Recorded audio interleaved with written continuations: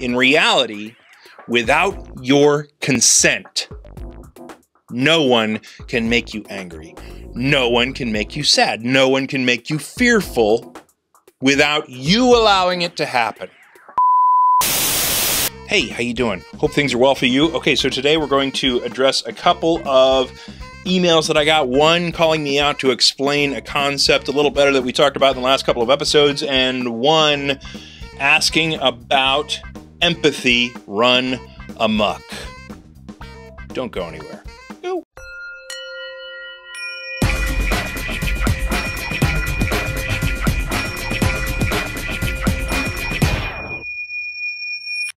Hey, welcome to the I Am Podcast, where we answer all the questions about spirituality and inner peace that you ever wanted to ask. I am your host, Sean Webb. Okay, so in this podcast about spiritual enlightenment and about reducing our pain and suffering, about increasing our levels of peace, about removing the crap from our mind that stops us from being more spiritual, more awesome, more open, more happy in life, we talked about the concept a couple of podcasts ago about people not being able to do anything to you, i.e. people not being able to make you angry, people not being able to make you sad, people not being able to make you fearful, including government entities, etc. And that comes down to the equation of emotion, the thing that happens in your brain before the whole meltdown occurs, before the whole negative emotional reaction occurs in your head. Because there is a critical step that we often don't look at out in the world regarding the things that upset us. And that is, we see something that occurs, we see something that happens, or we perceive something coming in through our senses that doesn't match with our expectation and our preference of them. And in the equation of emotion, again, of course, your expectation and preference, our mind, our brain is a machine of prediction. It is a machine of setting expectations and preferences about the world, and then when things don't meet those expectations or preferences, our limbic system fires off and urges us into action. It's how the brain works. Taking that one step further, when crap happens in the world that you don't like, there's a process that it has to go through before creating your negative reaction to it, which is that you have an attachment to the way things should be or the way something should occur, and your perception that it is different than those two, and that's what creates your negative emotions. So, in reality, without your consent, no one can make you angry. No one can make you sad. No one can make you fearful without you allowing it to happen. The reality is, when something happens that you don't like, or something happens that is causing you a negative emotion, you are part of the process, and you can stop that process. You can take control of the things that you're attached to and how much you're attached to them, which will decrease your level of emotional reaction if you're less attached to things. You can take control of your perception of how you're seeing the world and how you're seeing those actions. You can take control of your expectations and or preferences regarding your attachments. And you can change those things in your head to where then things will happen out in the world, and where it might be your choice that they happen differently. At the same time, you're not running yourself aground with negative emotions associated with your reactions to those perceptions that are rubbing against your expectation and or preferences of those attachments. And when you do that, you open up a huge world of possibility. You open up a huge world of potential to create change, because let's say someone at work is being a total bitch and you hate working with her and whatever. The reason that you have the negative emotional reaction to that is that you would prefer that she be another way, or that you prefer that she act another way, or not be so abrasive, or whatever it is, and then the perception comes in that she is, and it causes emotional turmoil inside you. That's your fault. That's on you. That's not on her. That's on you. It's your process that you're allowing to occur. You are giving her power to ruin your day.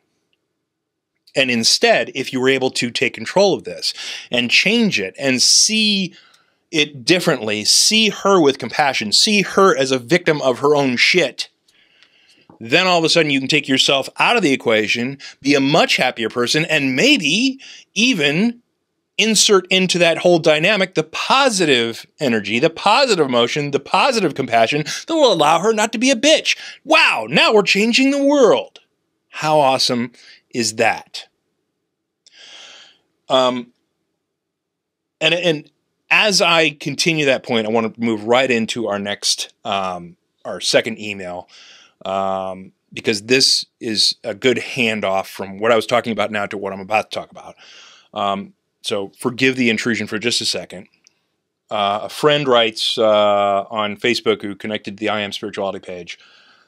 A question I have not heard you address and I can't find on your website. How does empathy play into the body, mind, spirit model? And I'm not talking about good empathy. I'm talking about empathy run amok. For some reason, I can get emotional over the dumbest things lately, and I really need to break that connection.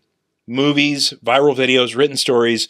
For the life of me, I don't understand how I'm seeing these things as an extension of my ego. Thanks for the great content. Okay, so moving from what we just talked about, attachments of self that create our expectations and our preferences, these things can happen really quickly. Really quickly. Like from the time that if you're watching a football game, the field goal kicker lines up to kick the field goal, and he kicks the field goal, and it's on its way straight through the uprights. It has the length. It has the trajectory to be able to pass through the uprights and get the 3 points. At that point, you have made an attachment. That ball's going through the uprights, and they're going to score the 3 points. So when the bird comes through and gets in the way of the ball, and the ball hits the bird, and the ball falls short and doesn't make the field goal, you have a reaction of surprise. Why? Because in that split second, you've already made the attachment that ball's going through the upright, and even though you may or may not have an emotional attachment, a self-attachment to wanting that ball to go through or wanting that ball to not go through, the expectation is already there. It's going to go through. And so when the bird comes through and the ball hits the bird and the ball falls short, you're surprised because that's the way the brain works first. But basically, because you already set that expectation in that split second. Like, I was watching an MMA fight the other day, and this guy was just pounding on this other dude, and this fight was becoming like very one-sided, and it was obvious that the one guy was going to beat the other guy, and then the underdog came with some miraculous freaking kick and knocked the first guy out, and everybody was like, oh, holy cow! And why did we do that? Because in those few moments of that rally of the first guy starting to really whoop on the second guy, the expectation was set that he was going to win, and then all of a sudden, the other guy came out of nowhere and knocked the first guy out in the MMA fight. And that's because the expectations that we have about things, the attachments that we make about ideas can be split second. It can be, wow, that's going to occur, or that attachment is something that I can identify with. And that's how, like movies, for instance, as mentioned in our email, we connect with the lead character. We identify with the protagonist of the movie, and then we feel the emotional result of the things that happen to that person in that movie, right? Why? Because we attach to our ego identification with that character. An extension of us starts to be lived within that character. And so the things that affect that character, the positives, the negatives, the triumphs, the pitfalls, all affect us emotionally, which is how you can tell a good movie. If you're feeling that emotional reaction, that's a good movie that the lead character is attaching to your extension of self. If you're not attached to the lead character and a bunch of positive and negative stuff happens, you're like, God, what a sappy movie. This is crap. Why? Because there's no connection between you and the protagonist or you and one of the characters in the movie. So in our email, question, I'm seeing, for the life of me, I don't understand how I'm seeing these things as an extension of my ego. They are temporarily extensions of your ego. These are things that you can take on and put off and take off at will. And they're short, but that doesn't mean that they don't process emotionally for the short time that those things are being attached to your mind. And empathy might not be the right word for that, because empathy is to be able to understand and feel the feelings of another person, which you're feeling the feelings, certainly, but if you're not getting that, here's exactly why this is occurring, you don't have the full empathy of what that situation is presenting.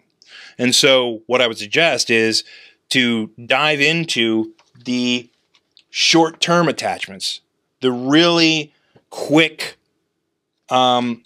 additions to your sense of self, to your extended sense of self, your extended ego. Start looking at those things as how those occur and how quickly those can occur, and then start looking at your emotional reactions based on those quick attachments. And you'll have a better understanding of them, and you'll be able to take better control of them, as proven in countless studies, including the 2007 UCLA study regarding being able to understand and name our emotions, which puts a thick black curtain down between us and the reactions that we have of the emotions. Okay, so that explains the two concepts that we were talking about previously of you are the master of your own emotional destiny, and no one can do anything to you or make you feel any way without your consent. And second, watch the attachments that you put on to yourself, even the quick temporary ones, because the quick temporary ones can also ruin your day if you let them. Okay? So there you go. There's a quick tip to be able to take control of your life a little bit more than you were able to yesterday. And if you start to take control of these things, your mind is going to be an even keel, open book of potential that you can then take control of and use in a more positive fashion to build the life and the emotional well-being that you would prefer to have, rather than to be controlled by your emotions, your attachments, and the machinations of your mind. Okay, so hope you guys are having a great week. Don't forget, you can get a free book at Audible by going to our link, audibletrial.com/IamSpirituality. Hook us up on Facebook, hook us up on Twitter, hook us up on Pinterest, hook us up on wherever you want to hook us up. Get into the Body, Mind, Spirit 101 if you need a refresher course of any of this stuff on how we work as human beings and how to take control of how we work, how to hack your own mind. Get on that. It's free. And you'll also be then plugged into all the cool stuff that we got coming up moving forward. Hope things are well for you guys. Talk to you soon. Peace.